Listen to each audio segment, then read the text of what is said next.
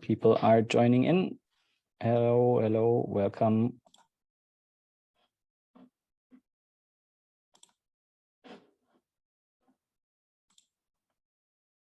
We'll wait for a few people to come and join. I think everybody's now getting the notification that the meeting has started, so we'll let them pour in for a while, 1-2 minutes, and then I'll start with a short welcome message and we'll give you all over to André. Is my audio okay? Yep. Works like a charm.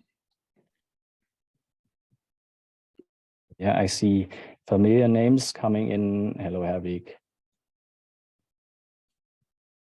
Hello, everybody. Roland as well. Welcome. Yeah, since André is somebody who has tons of questions always, and I have to remind him to not overdo the time, I'll just say we'll start and yes, get to it. So officially, hello and welcome to another edition of our format GamesNet Berlin Europe Introduces, where we shine a digital spotlight on an interesting games company from Berlin. Today with Klang Games, a studio that was founded in 2013 and is working on one of the most ambitious games of our time. With Seed, they propose to reinvent the MMO genre and seem to have had an idea of what many people are now touting as the metaverse way before it was a buzzword. Together with CEO Mundi Klang, our moderator André Bernhardt will explore the company behind this massive undertaking with all its hurdles, chances, and an outlook on what's to come. I'm personally very interested and excited to learn what is happening with Klang, so really happy that Mundi is joining us today. But before we start, I have a few short announcements and want to thank our partners. GamesNet Berlin Europe is an initiative of MediaNet Berlin-Brandenburg, whose network reaches beyond the games industry, connecting Berlin's and Brandenburg's media, creative, and digital industries to create meaningful connections and facilitate interdisciplinary synergies. The project is financed by the European Union through the European Regional Development Fund and the State of Berlin, namely the Senate Department of Economics, Energy, and Public Enterprises, through its program for internationalization. We are broadcasting to you live from the Games capital, Berlin. On February 22nd at 5 p.m. Berlin time, we will return to this format once more together with Stratosphere Games. And to come to an end, please make sure to follow our social media channels and find event information, podcast episodes, and the newsletter on our website at gamesnetberlin.eu. Without further delay, please welcome our wonderful guest, Mundi, and our moderator, André. Applause. Thanks a lot for the nice introduction, Florian. Hello, Mundi. My name is André Bernhardt. I'm the IndieAdvisor, and I'm super happy to be here with Mundi as well as Florian to talk about Klang Games as well as Seed. Mundi, great to have you here. Yeah. How are you doing so far? For having me. Sorry? How are you doing so far? Everything's fine? Yeah, pretty good. I actually have a bit of a cold today, so my voice is a bit rough, but other than that, I'm fantastic. Okay, happy to hear that. First question, is that a real background or is that just digital magic behind you? Yeah, no, this is concept art from Seed, actually, from one of our artists, Joe. Okay. Virtual background. Yeah, the good thing is we are close to being neighbors. So the office of Klang Games, if it didn't change recently, is just like a 5-minute walk from my place where I'm streaming right now away. And I mean, we met last time. We had a kind of introduction round of Klang Games already together with the MediaNet, which was like in 2016, if I remember it correctly. At this time we had the pleasure of being there physically, but nevertheless now we're doing this whole thing online, which is even better because then I don't catch the flu from you while we talk to each other. But first of all, a huge welcome and warm welcome to all the people that tuned in to see our little discussion round and talking about Klang, Seed, the life of Mundi, and life in Berlin in general. I mean, an hour is very shortly done. So let's get right into it. Mundi, don't you want to introduce yourself? What's your role within Klang Games? Yeah, hello everyone. Thanks for tuning in. Yeah, so my name is Mundi. I'm the CEO of Klang Games. And yeah, we founded Klang Games back in 2013. I'd before that been doing all kinds of kind of creative stuff like fashion, filmmaking, and graphic design and performance art even. But yeah, me and my two co-founders from Iceland met around the idea of kind of Eve, really. Like they were working at CCP, and I, had always wanted to make a game. And when we met, yeah, the idea started to form around, what would a more accessible kind of massively multiplayer single shared game be like? And as soon as we started thinking about more accessible single shared, then already it becomes quite massive. And so that's kind of what we started to fantasize about and started ultimately Klang to achieve that. I'm happy to have you here though. But Odo and Eva, they're doing well as well. They just didn't want to join for today. Yeah, they are. Yeah, they're doing quite well, and they're probably very busy as we have a big year ahead of us, and everybody's neck deep in development. So yeah, happy to hear that. I guess as I'm not sure how many of the people watching us right now were also been there in 2016, but please one more time explain to us, where does the name Mundi Vondi come from? It doesn't sound typically Icelandic. Well, Mundi is actually a nickname, so I was always called that by my grandfather and others growing up. But it is a nickname for my full name, which is Guðmundur. So you can hear the latter part. That Icelandic name is Mundi, and yeah. So obviously using Guðmundur Hallgrímsson in kind of a casual manner is just very dysfunctional, I would say. So of course, going like a lot of Icelanders go by the nickname, and with Vondi was actually started as a joke when I was in the art academy and kind of an artist name, and then stuck around. Yeah, it actually just means evil. I'm not an evil person. We can't prove over here, but we believe you on that. Florian, I'm not sure, as we didn't speak about it before, do we want to show a short trailer of Seed for those people who didn't hear about it yet? Just let me know, or maybe we do that later. Later, okay. Yeah, actually, I tried to cover my question in 4 parts today. Like, first of all, I want to talk with you, Mundi, about yourself, Mundi, then about Klang Games, followed up by Seed, as well as Berlin. And I guess later on, we will come to the point where we also take a look at the trailer. 3 guys coming from Iceland to Berlin to found a company. You already mentioned the 3 of you, or 2 of your co-founders, were working at CCP, which makes totally sense as one, not as one, but I guess Iceland's biggest game development studio. Sure, yes, and actually one of the biggest companies in general. So yeah, it's been a while that I talked to the I guess at DevCom, to the creative director, and he told me some crazy numbers about the importance of Eve for the I don't know how to call it in English, gross domestic product, I guess, Bruttosozialprodukt in German. About the exports that's coming through the money that Eve generates. Yeah, it's one of the highest exports, actually. Yeah. Yeah. So Hilmar, the CEO, says the biggest export of Iceland is not fish; it's spaceship. I guess there was some that delivered some of the inspiration for you to do a game where spaceships also make a certain part. But what I would love to know and tell the audience about is what made you move to Berlin then as a first step to found the company over here? I mean, the world is huge. There are other nice places as well. Why Berlin? Yeah, I mean, I think we all like the idea of living in Berlin. Berlin was always a charming city for us.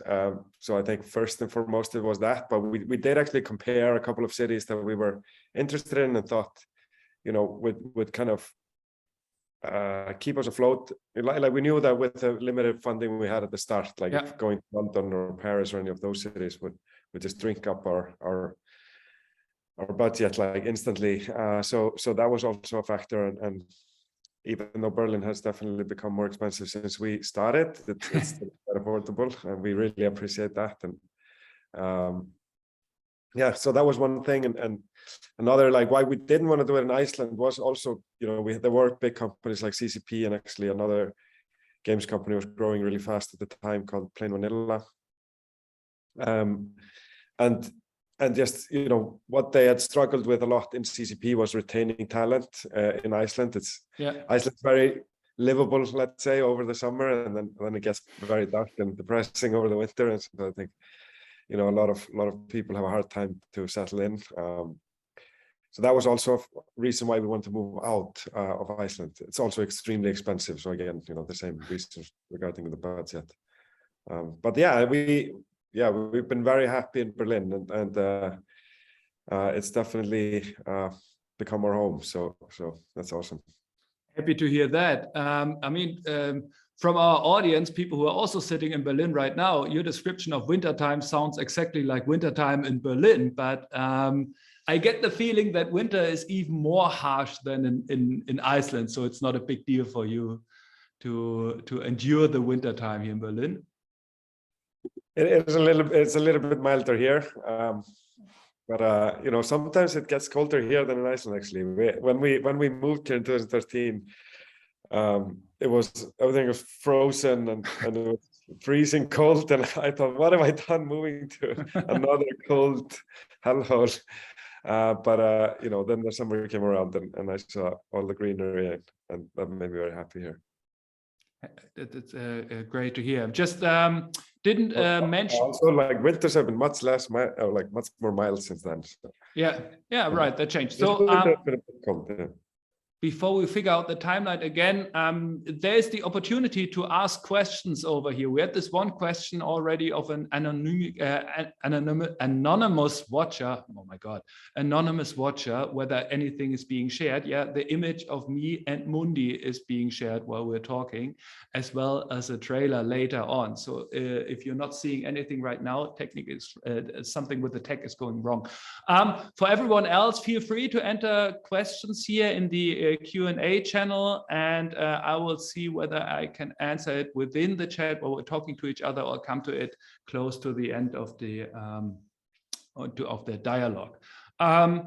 So 2013, the company was founded, and you founded it here. You moved here first in 2013, and then also founded the company. Yeah, exactly. Yeah, we moved here and started the company same year, but yeah, some months between, but yeah, basically. An endless source of joy for myself is going, before I have the talk with the developers here, to move to the developers homepage and see what they're writing about themselves, and take a look at all these short biopics that someone in the industry or in the company usually writes, to give a lovely description of the people that are working at the company. So I took a look at the what's going on at Klang Games, and especially what they are writing about you, Mundi. So you got the gift of the gap. I didn't hear this the expression before, but it means you're very convincing, as far as I understood it. So that's great to hear, and even greater it's to hear that you have a very uncommon background, like moving into the games industry, because you did fashion design, graphic design, performance art, short films, and finally ended up in games. How did this work out? I mean, why all these different steps until you finally came to game, or was it a big master plan to master all different arts before you finally settled with games? Well, yeah, that would be very elaborate. I mean, I think actually it wasn't sequential, so I was doing basically all of those things at once, and I think at the end of the day, after years of doing very kind of short projects, that I'd become more and more drawn to bigger and bigger projects, and the games industry also just seemed like you know, very open and exciting, developing industry, whereas the arts and fashion film, like, you know, they're becoming stagnated and slow and sluggish, I would say. There's just so much left to explore with games, and I always wanted to make a game, and it is in a way an accumulation of so many different forms of art. There isn't anything missing there, from music to animation, sculpture, or whatever, you photography, even, you know, you can just ram it all together. And so I think that was also really exciting. And just also like just building something really, you know, big and ambitious has always been a dream of mine, and definitely Seed has. It's very big and ambitious. Talking about building something big and ambitious, I can imagine in fashion, short movies. Sure, these are all important parts of art, but usually the project that you are doing doesn't take that long time to build, like making a game.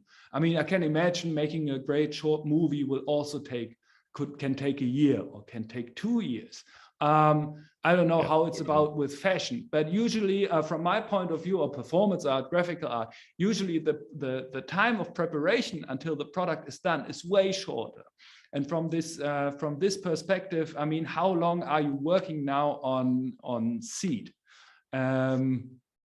So yeah, I guess, you know, it's been many years since we first started to kind of talk about the idea of Seed.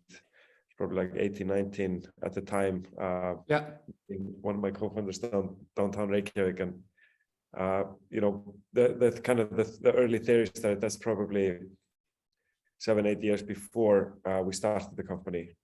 But then for the first 3 years of the company, we were focused on a different title because we needed to do something a bit smaller before, you know, I think being able to say, you know, we can actually make a game. So we did a very, you know, not a small mobile game, but like a kind of a big one over 3 years. And that was very, you know, got a lot of attention and was critically acclaimed. And we had over 700,000 installs in the first 2 weeks. We won some awards for it, and we, you know, kind of put us on the map. And that's what allowed us to then start fundraising on the back of to start building Seed, the game we had kind of always been playing. That was basically end of 2016, beginning 2017. And so from then we've been, you know, we were very small back then. We had to actually scale down a little bit before, or massively before we started Seed, because we were basically running out of cash after the first game, and you know, we were fundraising too late, and we couldn't actually pay rent and salaries for like 3-4 months in that period. Tough times, I can imagine. There were a couple of those like gaps between receiving funding, where I remember playing cards over candlelight at one point because we couldn't afford the electric bill. So there was a few moments like that. But yeah, luckily with Seed, we were much better equipped to raise funding, because the, you know, idea, if achievable, seems very kind of has big potential, I think, and it's easy to see that if you know, if we can deliver it, then it'll be very epic, and I think everybody can see that. So as we were able to prove more and more our ability to deliver Seed over the years, we were always able to then secure more funding. But you know, all that said, it's taken definitely much longer than we had initially planned and prepared, and you know, so it's not been a smooth ride either. It's a very difficult beast. I can imagine if there are some developers watching us right now, they will all agree on, like, it's never a smooth ride to make a game. But I'm curious here. I mean, in the beginning, I can imagine, okay, you had the plans of making something big, building something ambitious, but did you have a rough timeline in mind how long it should take in the beginning to work on Seed? I think like we've had like really like a kind of a perpetual 2-3 year time horizon that keeps getting pushed out. I think we're finally at a place where we see the light at the end of the tunnel or something like in a releasable state.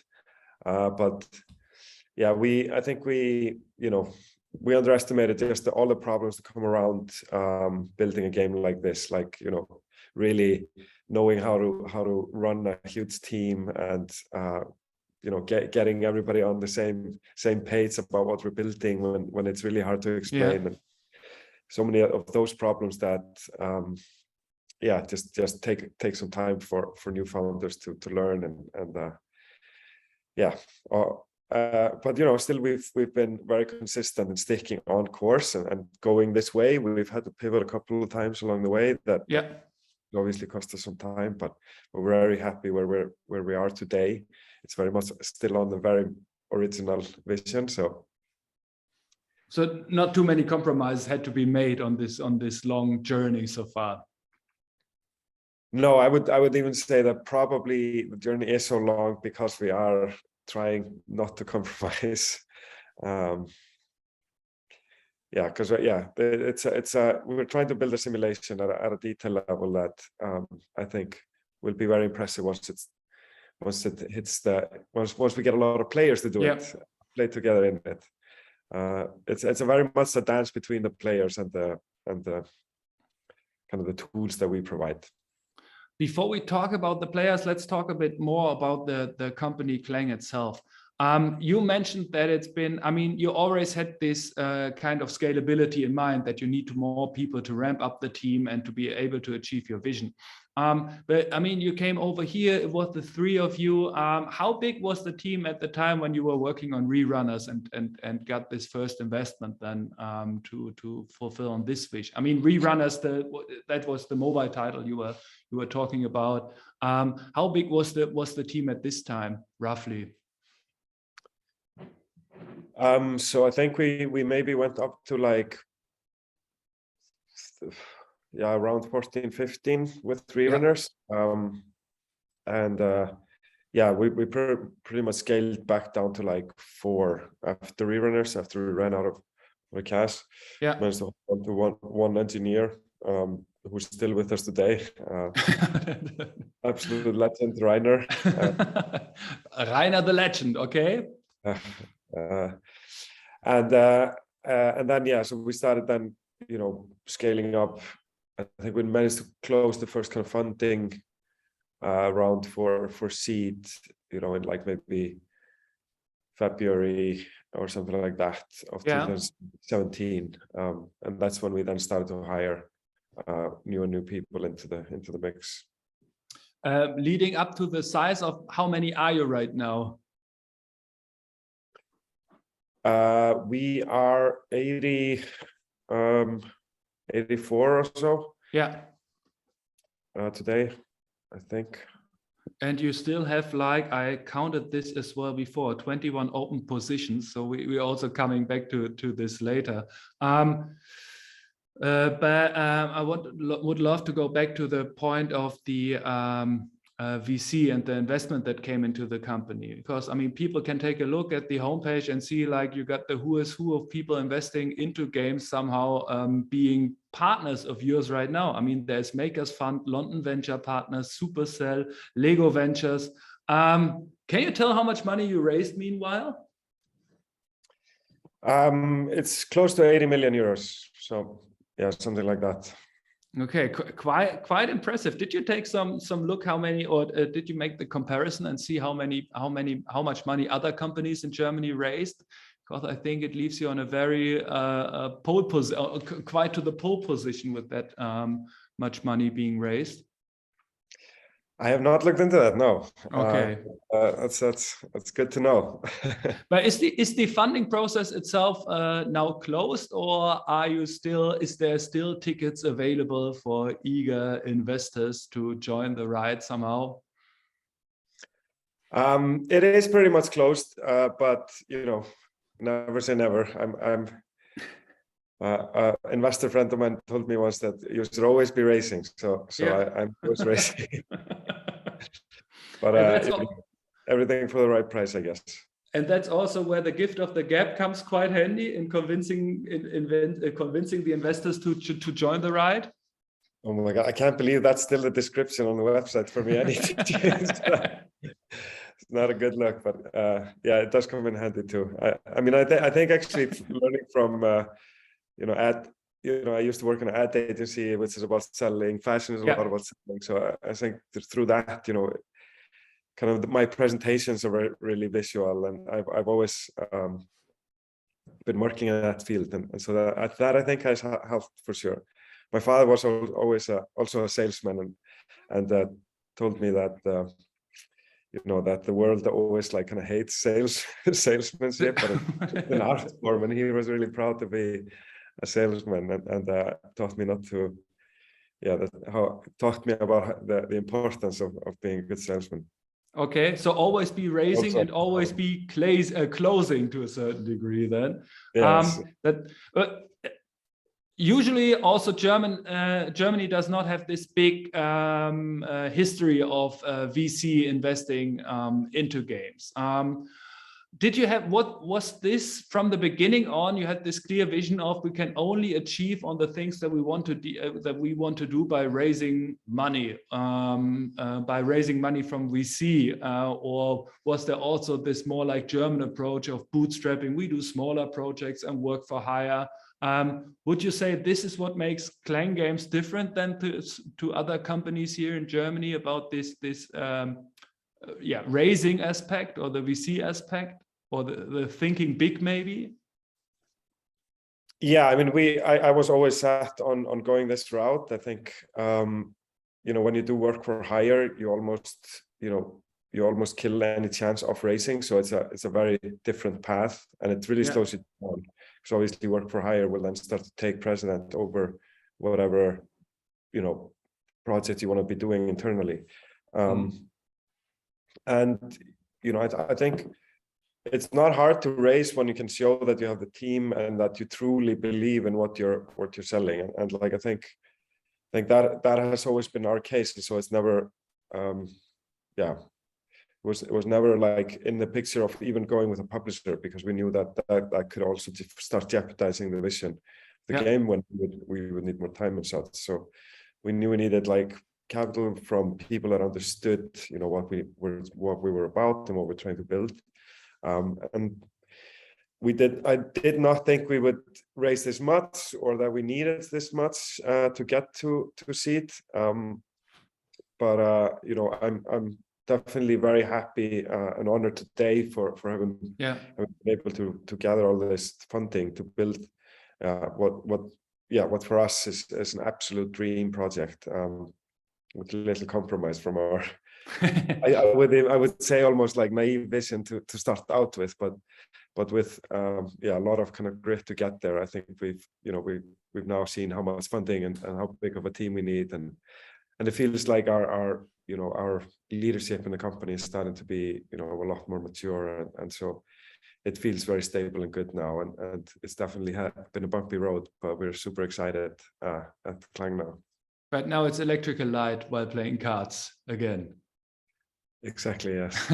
Good to hear that.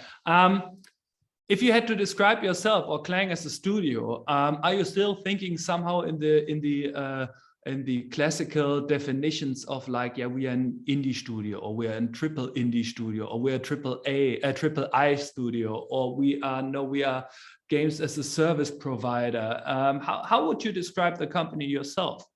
Does it fit into any kind of this old stereotypes somehow, or is it something completely new?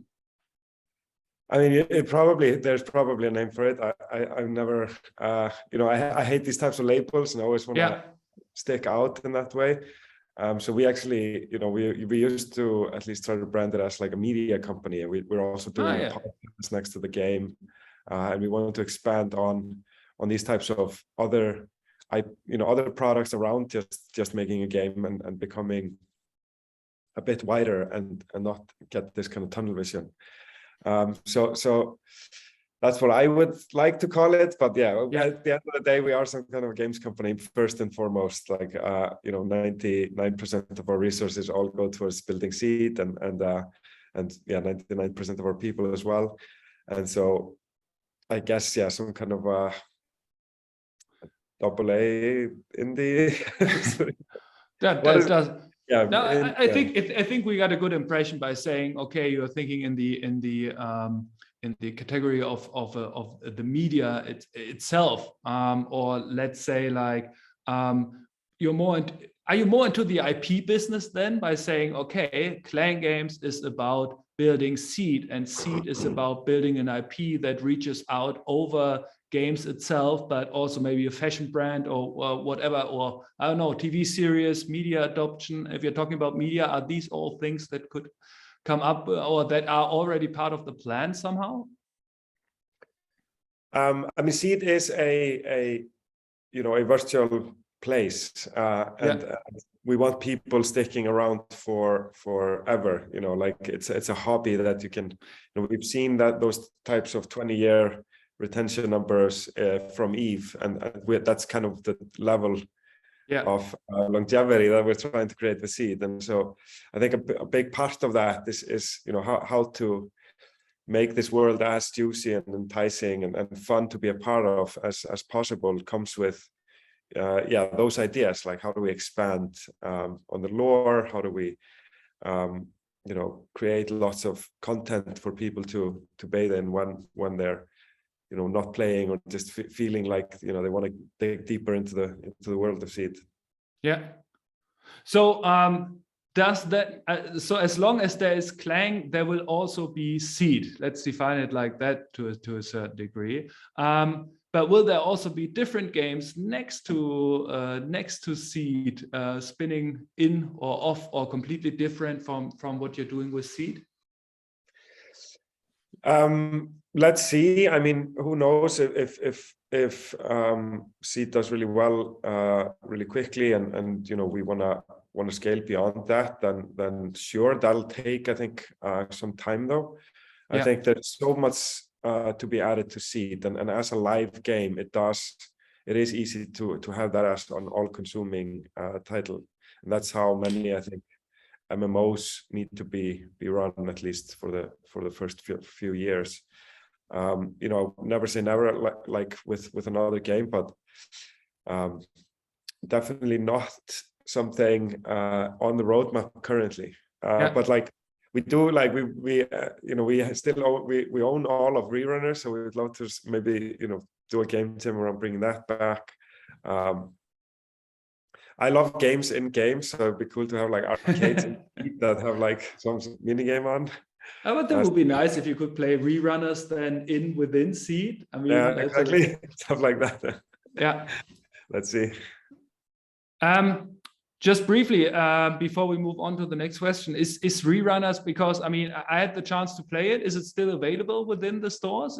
Is there still an opportunity? No, sadly, we when we got it all back from the publisher, we decided to take it down. We were going to fix a few things and bring it back up, and then Seed development had started, and we just all consumed into that, and then we've still not brought it back, but there will be a day. Okay, so for everyone who's not familiar with Rerunners, make sure after our little conversation here to hit up YouTube and look for a video. I'm pretty sure there is some gameplay available over there, because it looks very different. And I guess if you see or watch the spirit of Rerunners, you can imagine that Seed will also be more like a different game. We talked about 85 people working at Klang at the moment. And the plan is, I mean, you have like 21 open positions at the website at the point right now, as far as I counted it. How important is, that's more like a business question, but still, that's the good thing when you're the moderator of something, you can ask all the questions that you're personally interested as well. So how important is the growing headcount for the VCs and all the investors over there? I mean, is it for them something like it's important that the team grows all the time to show progress to a certain point? Because I mean, sure, you deliver milestones in these 7 years in between where they can take a look, but how important is it to say like they have something tangible like this studio growing, or simply be growing to this kind of number of people working there? Yeah, they understand that like what we're trying to build is very ambitious, and actually the funding and the team size we have is not so much. It's always a balance between like, you know, trying to bring the launch date as soon in time as possible, while maintaining a reasonable runway, you know, afterwards for buffer and all that to become revenue generating. But yeah, I think we've been pretty transparent with them about the reasons there, and it has been a balancing act. There have been more and less aggressive scaling plans. I think, you know, even though we have 21 positions higher, we are taking our time and really, you know, picking the right people, and so it's not as if like we jump up to that immediately. But yeah, like there's plenty of work to be done on seed, and the only way to speed that up is by, you know, both growing, of course, in internal knowledge and in team size. And, you know, given the funding we have, we're really secure on our runway. So it would actually be unreasonable for us not to grow with the amount of funding we have, right? Because then we would just have, you know, a 5-year runway or something, which doesn't make any sense. Totally understand that. You're mentioning the inclusive hiring process, especially on your homepage and also in social media. Does this, how inclusive or how successfully have you been so far in being an inclusive company? I mean, is it the typical white Caucasian male studio so far, which you would expect from people doing something that is also heavy on the back end side to a certain degree, or for example, how big is the rate of women, females working in your company, or non-male people working in your company? Yeah, so we've been very proactive in trying to be as inclusive and diverse as possible. Of course, I think it is still going to be majority of white Caucasian males, but I don't have the numbers exactly on me, but I'm happy to share them later. But yeah, I know we have over 24 nationalities, for example, and we recently did a study where, like, you know, we asked the question whether people felt, you know, positive about our inclusivity, and it was very overwhelmingly in agreement and positive all over. So yeah, I think it's been a big part of what we've been trying to build, at least, is being very inclusive. We want as many diverse ways of thinking and seeing seed as possible, and for those different ideas and opinions to merge into the product. All the other benefits, of course. One last question here. So how helpful is being in Berlin, therefore? I mean, are you hiring mostly international, or do you have the opportunity of hiring international locally, if you mean what I mean? Because the international people are here, expats in Berlin somehow, so it's easy to get that. How does this work out so far? It's definitely both. We've been able to hire amazing people here in Berlin and also from abroad that we've simply had to relocate. But yeah, definitely, I think Berlin has taught us a lot about diversity and inclusion, I would say, and I think as one of the most diverse and inclusive cities, I would say, on the planet, it has definitely become a part of our DNA. Now I managed successfully to talk with you about 40 minutes of our conversation without digging deeper into seed. So maybe now it's a good time to move all over to see and dive more deeper into the gameplay itself. Florian, do you want to hit the show the trailer now? We're amazing. It's a very short trailer to give some people an impression. Meanwhile, while Florian is looking up for the buttons to press, I searched for some nice mini descriptions of Seed so far, and the best one I found was by Rock Paper Shotgun, saying The Sims, but on another planet where the other Sims families don't like you. Would that be, is that the definition you get along with, or would you say, how would you define how Seed is working? That can certainly be the case, especially if you've done some harm in your community. I think, you know, in many ways we've drawn inspiration from The Sims, so that's of course pretty accurate. However, unlike in The Sims, where most of the time you're playing in a single kind of, you know, it is called the dollhouse experience almost by many Sims. Yeah. Seed, of course, expands across a full planet. We are still very much centered around a single town, just trying to iron out the kinks of a single simulation, and then step by step we aim to kind of connect all of that into this mega global mega simulation, where every player is a part of the same world. So okay. Looks like it's trailer time now. Well, that's a very old one. There was yeah. I wanted to double check with you, but shh. So, yeah, maybe say something. If what is old on this one then? this was the first trailer we showed at GDC. We recently, I think, went into kind of stealth mode. We took down most of our videos. So, okay, but I mean, it helps to sort things out. This one was shown at which year, roughly? I think 2017. Oh, wow, okay, super old then. But you can see here, we're starting to try to figure out how to do a multiplayer simulation. I mean, it still looks good to this day, but it's obviously just a very simple kind of farming operation.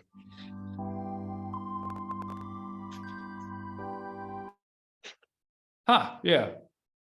Okay, so that was a pretty old trailer then about the game. But what we've seen so far, okay, there was this farming simulation aspect, but it's not like every person running around there is a person that is actually controlled by a human. No, you are controlling a tribe or a family then within the game.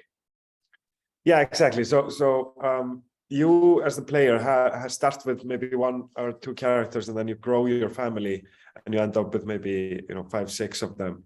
And these characters live in the game 24/7. Yeah.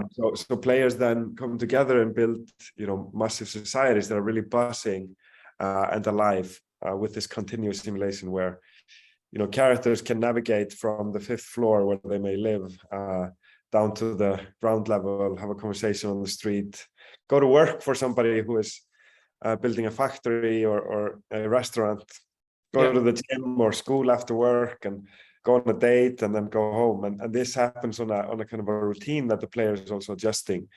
And so, yeah, so we are doing this at a really impressive scale. So we've been able to scale tens of thousands of these characters in a single city. We call them seedlings. Okay. So we've always wanted, we've always had this dream of just about this mega city that is the real thing. Game cities always have these blocked doors. There's normally nothing on the inside of the houses, but and NPCs are just kind of disappearing when they walk around the corner. But the actual simulation of a full city at the detail level of every single flat and every single floor is being simulated is truly what we're after, and we are making it work. So it's all about how then to find gameplay for all of these different roles within society, where you have 100 people in the same town, all having fun. So we're adding politics and like I said, business simulation and then all kinds of kind of Sims-like gameplay in there about kind of character development and such.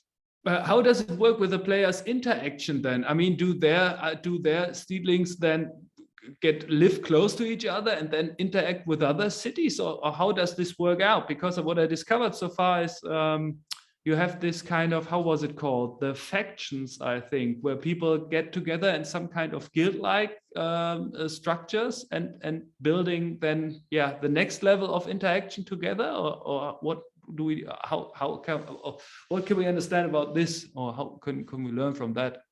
Yeah, I mean, I think a lot of this is up to them. Like this is a sandbox, so we provide tools to build all kinds of player groups within the simulation. Whether that's just, you and me building a new restaurant together, owning 50-50 of the restaurant, right? So there are all kinds of agreements that we want in there that allow players to collaborate in all kinds of ways. Some more guild or cult-like than others, and I think players are also free to kind of role play that a lot into it. But ultimately, like you'll be able to then form your own society from the ground up, and players will be competing and kind of trying to grow their societies and their export. They may be in a certain resource dense environment. There's always demand somewhere else on the planet for that, and so we want this kind of global trade to happen as well eventually. What will be, I think, going live with is going to be, very focused on these cities. That's the first step, and then how we expand across and open up the wide open planet will be next. So right now everything is happening on one planet, and then further ahead in the future there will be also people living on different planets then and being able to interact, or? We don't have any plans of expanding to multiple planets at the moment, but it is of course an obvious step. But we really want to get right our first planet before we expand. I'm asking that because there's the question within the chat from wonderful Hervik, who is asking, like, how closely do the problems on planet Avesta and Seed are matching problems we have on Earth when battling the climate crisis? We would love to simulate kind of climate into Seed. I think what we want first to happen is society. We want society to grow and become maybe in many ways similar to what we have on Earth, so that when the climate problem, which we hopefully get to sooner rather than later, will be of the same kind of seriousness and have the same weight. Okay. If today we were to build a new society up from the ground up and we had infinite resources, we would of course build maybe a much more wholesome utopia that wouldn't have the problem of climate crisis. And so I think exactly to try to match the same problems and try to simulate the same challenges and see it as in reality, we need to allow for a lot of negative elements to happen, like corruption needs to be there, because, for example, if you want to try to simulate and try to understand the problem of trying to sway society towards a more climate healthy planet, then corruption often stays in the way with special interest and lobbyism and such. And so those are also elements that we want in there. So we want a very, it's not supposed to be utopia. It's supposed to be a pretty,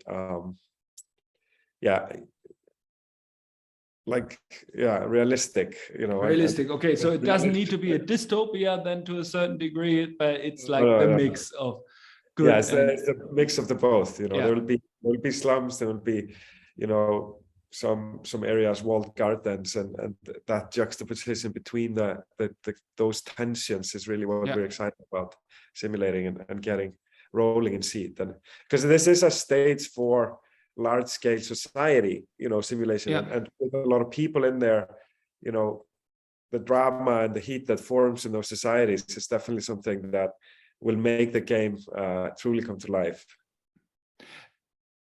I mean, with this level of simulation that you're planning to build, or with this scope, I mean, how much of the tech has to be developed up from the ground, from the things that are existing around there in making games? I mean, could you use like, I can imagine there are a lot of things like engine-wise, graphical-wise that you can use, but regarding the simulation and the background, how much of the stuff did you need to invent from ground up? We had to invent like a tremendous amount of stuff. You know, we work, of course, with Unity, and we use a lot of the tech from Unity. I think, you know, but on top of that, we've had to build our own AI system, which is you know, capable of scaling to these. There's a reason why like sim scenes are not very crowded, because it's quite heavy to run an AI like that. So coming up with novel ways of being able to do that, the scale has definitely been a huge challenge, but we're happy to say we've kind of solved that mostly today, even though there's always optimizations and rewrites that we're doing on that. Then there is, I think, what's truly puts us ahead in terms of scale again is our back. And our one of our co-founders was actually the tech lead on the server cluster of Eve. For many years, and so, you know, that it was crucial that he brought that talent on, and then we've been with a company in the UK called Improbable. They received a lot more funding than us to build, you know, a backend solution that we've been building on ever since the very start, and been very close with them, and managed now to make that all work. And so I think there's nobody else who has that level of scalability, other than, you know, maybe some other Improbable games that are in the making. There are some other companies doing like Coherence and stuff that I'm excited about to see the results. But I think, I think in terms of where companies stand today, we're leading on that front.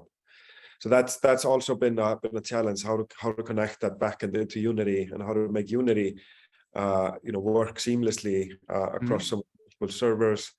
How to, you know, also run, you know, a games simulation 24/7 is a pretty new concept. So, you know, anything like any data leaks or anything are really can never happen. And so there's just a lot of new new types of features, new types of challenges that we've had to work around with Seed. Then tell us the tale of how a Harvard Law School professor for law and leadership then comes into the company and supports you, or is advising on Seed with Lawrence Lessig. Yeah, he actually was critical in actually helping us raise for Seed. I met him at a dinner in Iceland, and we started talking about Seed, and he was really impressed and wanted to help out. And so, you know, he introduced me then to Joe Ito and André Hoffman, and they gave us the first prototype funding, so to speak, at the very start. And we've been working with Lawrence Lessig ever since on you know, kind of the government problem, as we call it. Just how can we make, you know, tools for people to come up with, you know, vast variation of governments in a very simple kind of gamified way, without being constraining them on, you know, the prior definitions of government. And so trying to boil down, you know, what governments are to like the very core components and variables, and then creating a tool that allows people then to go deep and nerdy on it, but like that it's very, very accessible in a way. And that has been, you know, just a fantastic journey with him. And, you know, we're very happy to have his son now working with us as well as a junior game designer. And tremendously grateful for his contribution to the project, for sure. And just a great friend. He's an awesome friend. Listening to your description of Seed, there are a lot of things that sound like that are on the forefront of technology already before it is in the media. Like you talked about that you had to develop your own AI to a certain degree to make sure that the things are going around in this world. While nowadays everyone is talking about AI due to ChatGPT.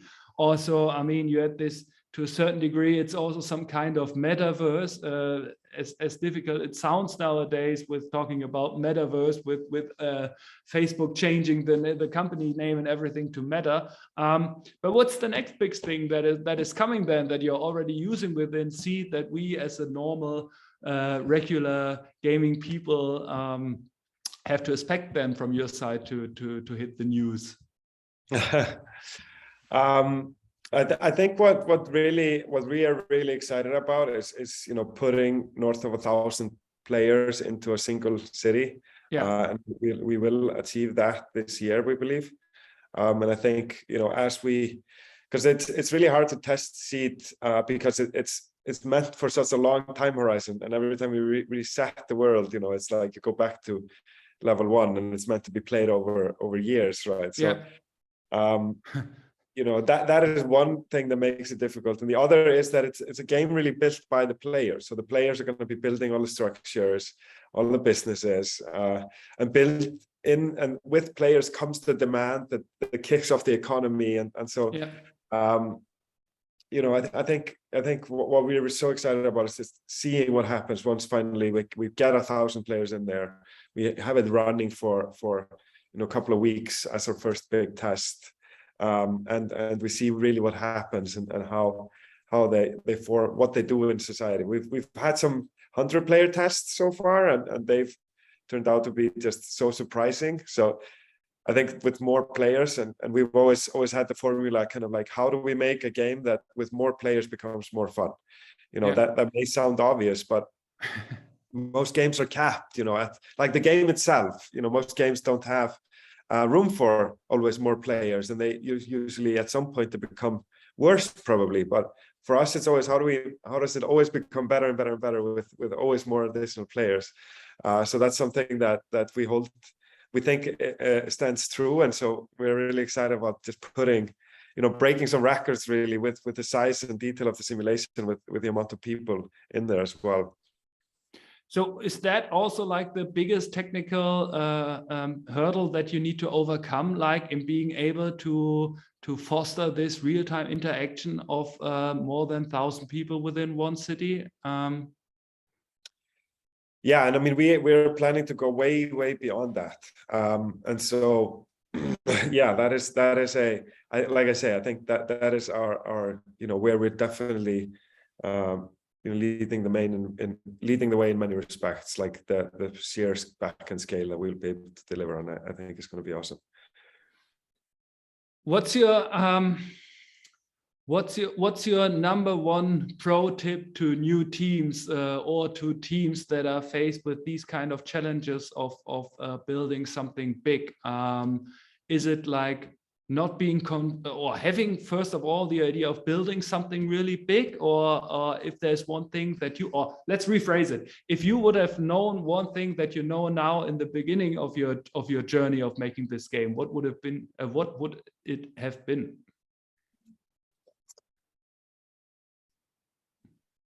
While Mundi is thinking, people within the audience, there's maybe time for another question, but you need to write it down right now. Otherwise, I will keep on asking questions only.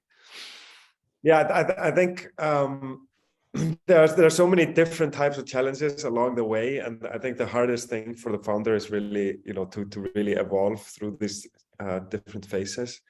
I think that's no person can tell me they were prepared for that when they started a business. Scaling is, easy up to 20. It's like fairly so up to like 40, and after that, you need to start becoming a different person for that to manage north of that. I think we're probably in a certain way at the same point again today as a company. So now I'm a lot more humble towards what I know and how much I need to learn in terms of taking the next kind of scaling bump. Making games is hard. I think everybody knows that. It is hard in many ways, and that the more complex the project is, it's not that you can't foresee it yourself and that maybe your closest team can see it as well, but it becomes exponentially harder to keep, as the team grows with that complexity, it becomes harder and harder to get everybody onto the same wavelength, so to speak. It's much simpler to build a simpler idea with a bigger team than yeah. So yeah, I mean, I could probably give some advice on lots of different learnings that I've had through the years of building Seed, but hopefully that helps a little bit. Yeah, I guess that gets some insight to the people. Sadly, we do not have too much time left to go into any more details anyhow. So I really need to combine my last set of questions in like 2 more questions with the request for a short answer, please. The first one would be for all those people who are interested in getting to know Seed better now. Is there any opportunity to play it right now, to join the somehow early access or the Discord, or yeah, what would be the next step to get into the Seed universe if I'm really up to it? Yeah, definitely go on our Discord, and you'll find all the information there. There's a sign-up link where you go and you fill out the short form about yourself. Then you become part of the validated Seed players. And then for as we grow and as we launch more and more play tests, you're likely to receive an email about the next test. And definitely, over the course of this year, we're going to be doing more and more tests, and you're bound to get in at some point, latest this fall for sure. Okay, fingers crossed. Make sure to sign up, everyone, if you're interested, and then to be part of the next playtest. And yeah, to summarize your founder's story, then to a certain degree, would you do it again? Or would you say, no, next time I make a small 2 people indie game again? I mean, I think, I'm tremendously proud and happy of the Klang that me and everyone at Klang has built today. So I wouldn't do it again if I had to go through all of that again, being who I am today. Obviously, also, if I were to rewind and start again, who knows? I mean, of course, I would be maybe able to do it a lot better and shorter and with all my learnings, but. Yeah, I mean, I think it's a hypothetical question. Yeah. And would you do it again in Berlin? Or you said, next time going back to Iceland, or I don't know, Barcelona? No, again, I feel like the stars, really aligned for us here. So, yeah. So any changes I make, God knows where it would end up. So I think, yeah, probably would need to stick to the same cookbook as first time around. Mundi, it was a pleasure. Thanks a lot for your time. Thanks a lot for sharing your insights into the development of Seed and the history of Klang and your personal journey so far. It was a real pleasure. Sadly, I guess we could have spoken easily even more times, but that's it for today. Thanks a lot for everyone watching us and being with us. Hopefully you enjoyed the discussion and the dialogue we had going on here, as well as a big thanks to the MediaNet team for making it possible to share the experience with the rest of the world, and especially all those people who are also building games within Berlin. Thanks a lot for everything. It was a real pleasure. Thank you. Hopefully see you all soon. Don't forget, next time, I think next week or soon, there will be the same format, but this time we are talking with Stratosphere, who were also quite successful in raising money from VCs, talking about their games. But applause from my side to you, Mundi. Thanks for being here. Thank you. Thank you for having me. It's been very fun. And seeing you next time. Yeah, make sure to continue watching Klang TV, which is also available on YouTube if you still hadn't enough. But we had time to talk about this. Okay, I need to come to an end. Thanks a lot, everyone. Bye-bye. Talk to you soon. Ciao. Check out our podcast, The Life Cycle. That's the last plug.